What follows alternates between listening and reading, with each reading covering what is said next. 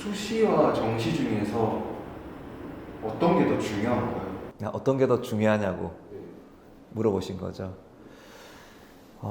일단은 목적은 수시가 좋냐 정시가 좋냐가 아니라 이제 대학을 가는 거죠. 그 어떤 학생은 수시로 가는 게 유리한 학생도 있고 어떤 학생은 정시로 가는 게 유리한 것도 있죠. 그러면 이제 본인에게 수시가 유리한지 정시가 유리한지를 봐야 되는 건데, 그래서 저는 제 생각은 그래요. 수시 정시를 너무 이렇게 이분화시켜서 나누지 말고 둘 다 준비를 해야죠. 수시에서도 최대한 기회를 살려야 되고 안 될 수도 있잖아요. 수시가 플랜 A라면 플랜 B도 있어야 되잖아요. 정신 플랜 B잖아요.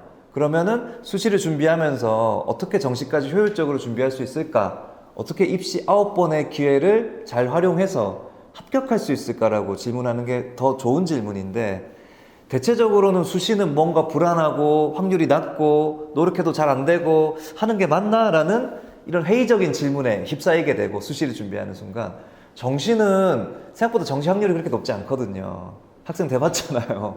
근데 뭔가 정시는 당연히 해야 되고 입시의 메인이고 안 하면 이상한 것처럼 약간은 뭔가 조금은 이 바라보는 시각이 제가 보기에는 아주 합리적이진 않거든요. 그래서 저는 이제 이런 답을 드리고 싶어요. 뭐가 중요하다 덜 중요하다가 아니라 입시 9번의 기회를 본인에게 맞게 어떻게 활용할 것인가. 그렇다면 수시 6번을 너무 쉽게 버리면 안 되죠. 6번인데 어떻게 버려요. 근데 너무 쉽게 버리거든요. 아니면 말고. 근데 오히려 수시가 훨씬 더 효율적으로 준비를 할 수 있는, 그리고 시간을 줄이면서도 6개의 대학을 훨씬 더 자유롭게 쓸 수 있는 기회가 여기 되게 많은데도 제대로 알아보지 않고 힘들 거야, 안 될 거야 라고 치부해버리고 정시로 대부분의 학생들이 쏠려 있으니까 이 구조가 조금 기울어져 있죠, 이미.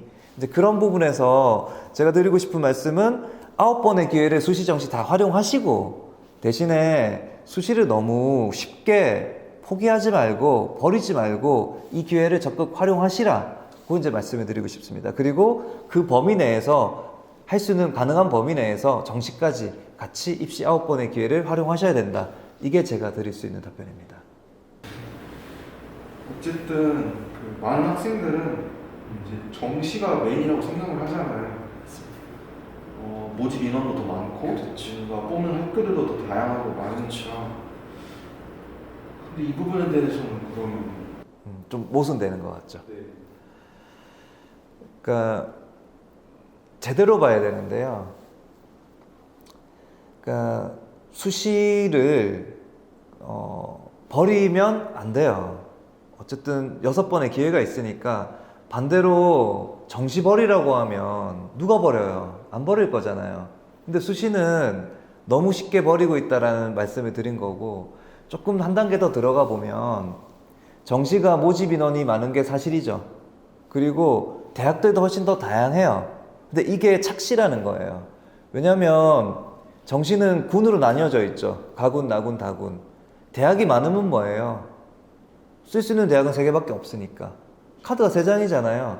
그리고 가군, 나군, 다군이 자기가 원하는 대학이 가군에 몰려있을 수도 있고 나군에 몰려있을 수도 있기 때문에 어차피 대학을 정해야 되잖아요. 그리고 또 하나, 다군에 대학이 별로 없어요. 아시잖아요. 칠만한 대학이 별로 없다는 거예요. 그리고 이게 인문계처럼 점수만, 수능만 갖고 있으면 높은데 중간, 낮은데 처지는 게 아니라 정시 실기가 있잖아요. 그러면 자기가 할 수 있는 준비해온 실기를 가지고 가군에 적용이 되는데 나군에는 적용이 안 될 수도 있으니까, 이 부분에 있어서 무엇인가 정시가 기회가 많고 모집 인원이 많다는 거는 사실은 실제로는 그렇지는 않다는 거죠. 그리고 결국에는 다군의 대학이 상위권 대학으로 따지면 거의 없게 되니까 가군, 나군 2개 치게 되잖아요. 각각 대학의 모집 인원이 그렇게 많지는 않을 거 아니에요. 그러니까 전체 모집 인원이 많은 것과 내가 치는 대학, 내가 지정한 대학이 몇 명 뽑는가는 다른 문제잖아요. 그래서 막연히 많다라고 느끼는 것과 실제로 본인이 지원하는 대학이 몇 개인지 그 대학에서 몇 명을 뽑는 건지는 다른 문제니까 이 부분까지 조금 더 구체적으로 고민을 하셔야 됩니다.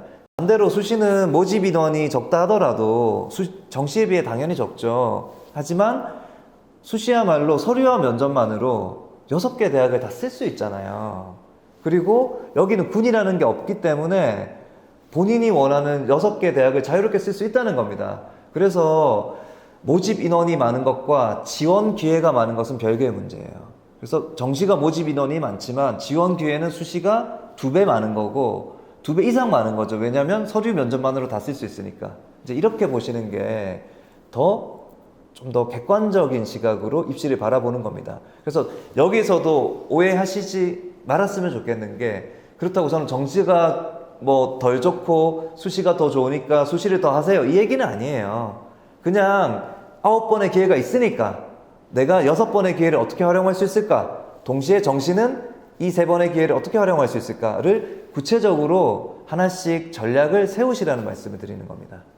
그러면 입사미에서는 이게 어쨌든 이런 학생들을 컨설팅 해주는 걸로 알고 있는데 네. 이런 부분에 대해서 어떤 방식이 있는지. 방식이 있으면 안 되죠. 왜냐하면 학생마다 달라야 되는 게 방식인 거죠. 이 학생이 스펙도 좋고 내신도 괜찮고 면접도 잘하고 서류도 괜찮은데 수능까지 좋으면 얘는 수시 플러스 정시로 같이 준비를 하는 거예요. 근데 얘가 수능이 좀 낮아요. 그러면 수시로 가야 되는 거잖아요. 정시에 별다른 대안이 안 나오잖아요. 이럴 경우에는 수시에 집중해야 되는 거예요.